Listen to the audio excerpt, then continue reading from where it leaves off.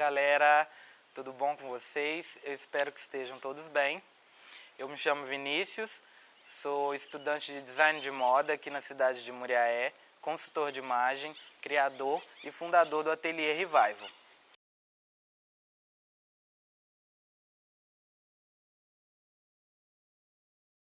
Nesse ateliê eu uso do tingimento natural como uma das técnicas de ressignificação de peças daquela roupa que você tem lá no guarda-roupa que você já não usa há muito tempo. Nesse workshop nós vamos aprender o passo a passo da técnica do tingimento natural com um resíduo doméstico, mais precisamente a casca de cebola. Eu vou falar brevemente sobre a história do tingimento natural e depois a gente já vai partir para a prática, beleza? Você já parou para pensar que anos atrás o tingimento sintético não existia?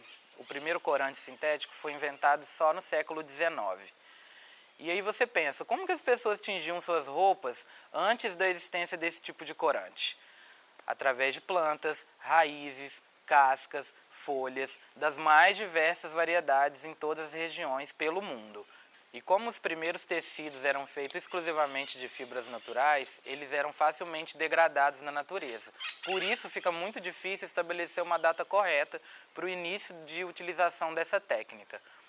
Mas todos nós sabemos que na época da pré-história, os nossos ancestrais já usavam de corantes naturais para pintar suas vivências nas pedras. Alguns achados arqueológicos no Egito descobriram material tingido com índigo, datado a mais ou menos 2.500 anos antes de Cristo, além de um cinto achado na tumba de Tutankhamon, datado mais ou menos a 1.300 anos antes de Cristo, tingido com raiz de madder. Nossa relação com as cores naturais, ela vai muito além de beleza e estética. Na Europa, na Idade Média, as cores eram ligadas a relações de poder, burguesia, realeza e até grandes impérios. Na época, os tintureiros que detinham o conhecimento do tingimento guardavam esse segredo a 7 chaves, justamente para não serem roubados, de tamanho valor que era esse conhecimento. No Brasil, a nossa relação com os corantes naturais acontece antes da chegada dos portugueses.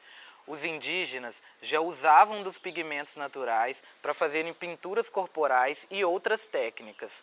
Com a chegada dos portugueses e a exploração do pau-brasil, eles descobriram o potencial tintório muito rico que existia na madeira. O pau-brasil, então, foi explorado até quase a sua extinção, justamente por causa desse pigmento vermelho, tão explorado, que originou o nome do nosso país. Veio daí. Outra substância de pigmentação natural que é usada no Brasil até hoje é o tanino.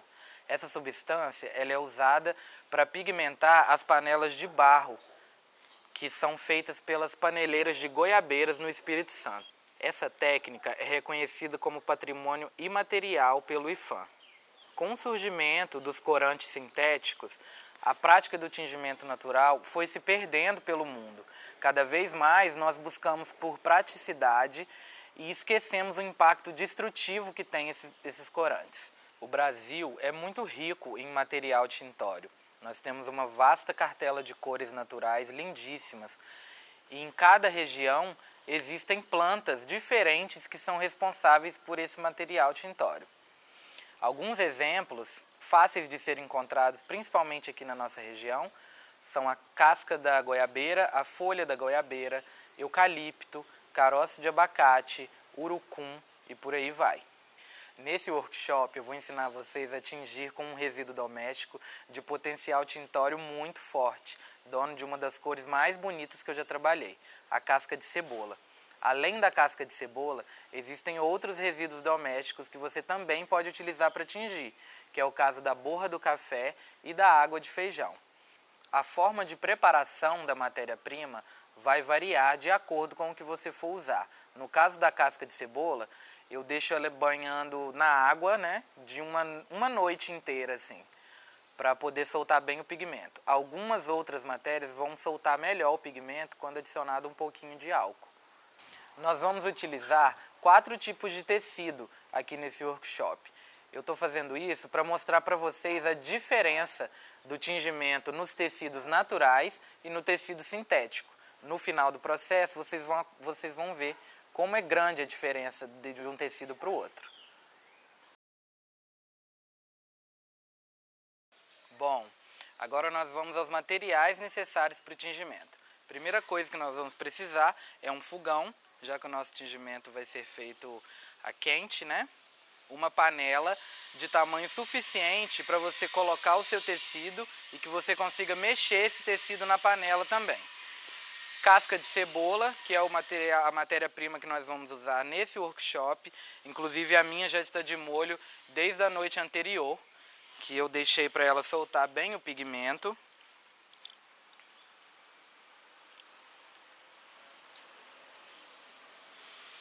Vamos precisar também de uma colher de preferência de madeira, porque colheres de metal pode interferir na hora do tingimento também. Detergente para purga. Uma balança de cozinha dessas comum. A balança não é extremamente necessário, mas dependendo do tipo de tecido que você for tingir, da matéria-prima, vai ser importante você pesar os ingredientes para ter a medida certa. O termômetro a gente vai utilizar só se caso você for tingir tecidos bem mais delicados, como a seda, porque a gente vai precisar ficar medindo a temperatura da água para não estragar esse tecido. Vamos precisar também de folhas para o mordente. Aqui no caso eu estou usando folhas da pitangueira mesmo do meu quintal. As folhas para o mordente, quanto mais secas, melhor. Eu prefiro as de pitangueira, eu prefiro usar elas nem tão secas, nem tão verdes. Ó, vocês podem ver. E aqui são alguns materiais que eu uso no meu processo de tingimento, no ateliê. Aqui eu tenho urucum, alumínio de potássio, catuaba, acetato de ferro e de alumínio. E o tecido que você deseja tingir.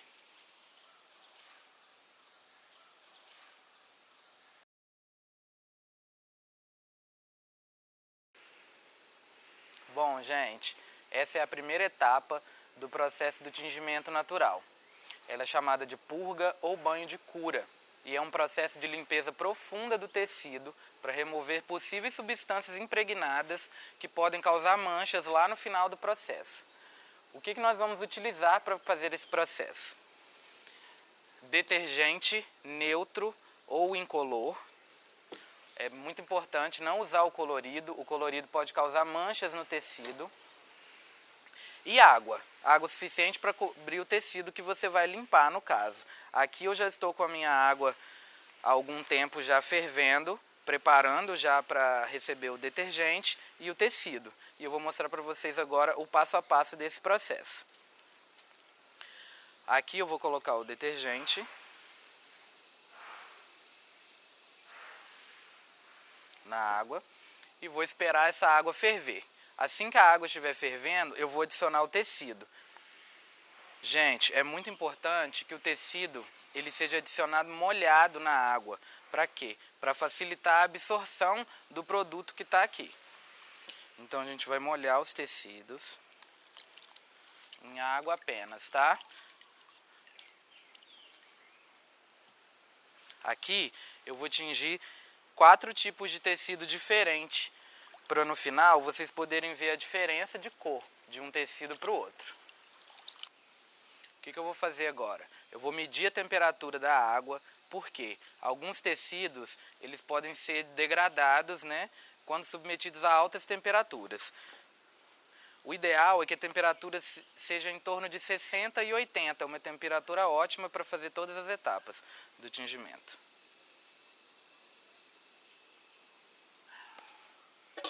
Aqui já temos a temperatura adequada e eu vou adicionar o tecido agora.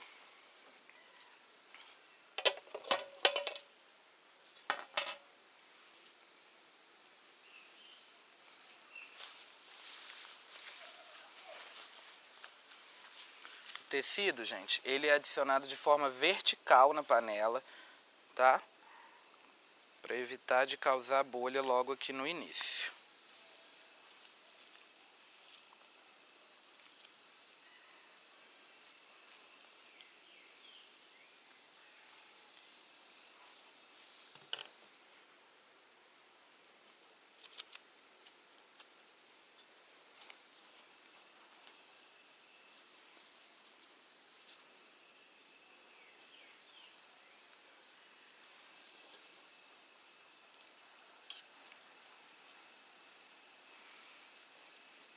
Depois de colocado o tecido na panela, nós vamos esperar por volta de meia hora para poder tirar o tecido. Detalhe, no meio desses tecidos eu coloquei um pedaço de algodão cru. O algodão cru ele tem uma goma muito chata de ser removida. Então ele vai ficar um tempinho a mais na purga. Os outros tecidos eu vou tirar um pouco antes.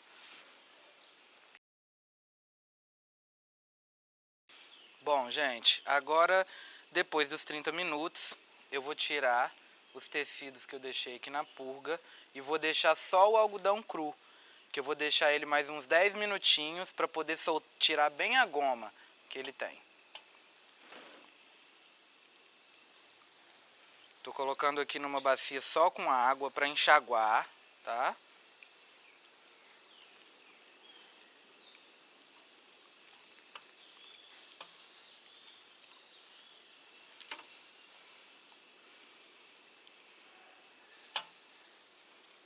E como vocês podem ver, só ficou o algodão cru aqui, que é o que vai ficar mais uns 10 minutinhos.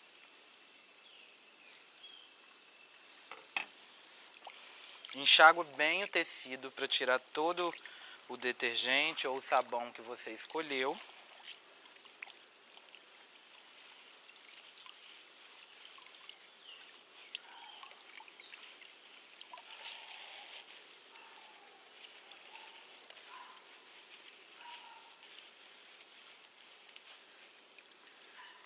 E é isso, gente. Esse é o processo da purga.